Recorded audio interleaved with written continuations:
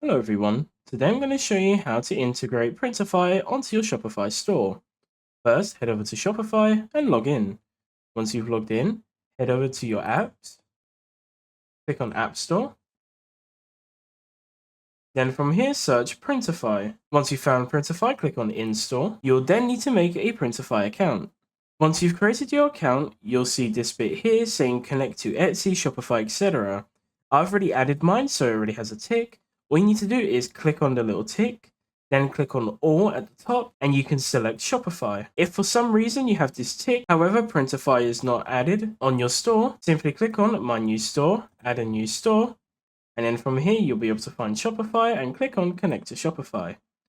Then add your Shopify shop URL. In order to get this URL, what you need to do is come to your store, find your store. Since my one is a theme, it comes under themes. Then click on view your store and you'll see the URL up here. Simply copy that and paste it in. Then you'll be brought back to your dashboard on Shopify, asking if you'd like to install the Printify Print on Demand app. Click on install. And that's basically it. Now you'll see that your Printify is connected to your Shopify and you can manage all your Printify products directly from your apps. If you have any questions, feel free to ask them in the comments below. Thank you for watching.